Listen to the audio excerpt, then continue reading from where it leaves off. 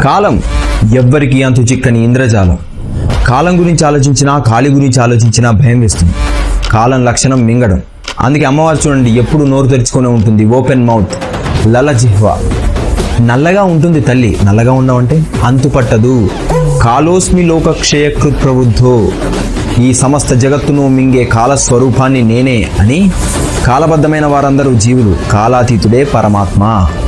అందుకే ఆ బ్రహ్మస్తంభ పర్యంతం అని బ్రహ్మదేవుడు మొదలుకొని గడ్డిపరక వరకు ప్రతిదీ కాలబద్ధమే.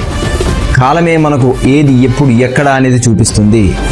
ఎడమ చేత్తో కత్తిని మానవ తలను పట్టుకుంది మా అమ్మ, కుడి చేత్తో అభయహస్తం వరదహస్తం పట్టుకుంది. అంటే కుడి చేత్తో రక్షిస్తుంది, ఎడమ చేత్తో శిక్షిస్తుంది. పరిత్రాణాయ సాధూనాం వినాశాయ చతుష్కృతాం. ఇప్పటికి నీలా ఆలోచించిన వారి తలకాయలు ఎన్ని అయిపోయాయో తెలుసా? అందుకే తలకాయల్ని దండగా వేసుకుందట.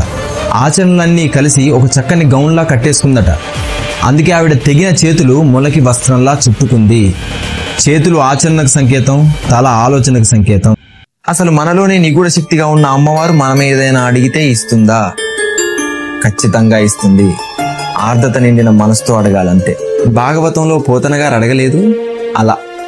అమ్మలగన్న అమ్మ ముగురమ్మల మూలపుటమ్మ, చాలా పెద్దమ్మ సురారులమ్మ, కడుపారడి పుచ్చినేయమ్మ, తన్ను లోనమ్మిన వేల్పుటమ్మల మనమ్ముల నుండెడియమ్మ, దుర్గ మాయమ్మ, కృపాబ్ది ఇచ్చుత మహత్వ కవిత్వ పటుత్వ సంపదల్. నిజానికి ఎంత గొప్పదో సంస్కృత వాంగ్మయం.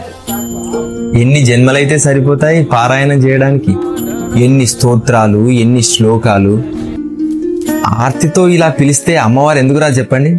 ఐ జగదంబ మదంబ కదంబ వన ప్రియవాసిని హాసరతే, శిఖరి శిరోమణి తుంగ హిమాలయ శృంగ నిజాలయ మధ్యగతే, మధు మధురే మధు కైటభ గంజిని కైటభ భంజిని రాసరతే, జయ జయ హే మహిషాసురమర్దిని రమ్యక పర్దిని శైలసుతే.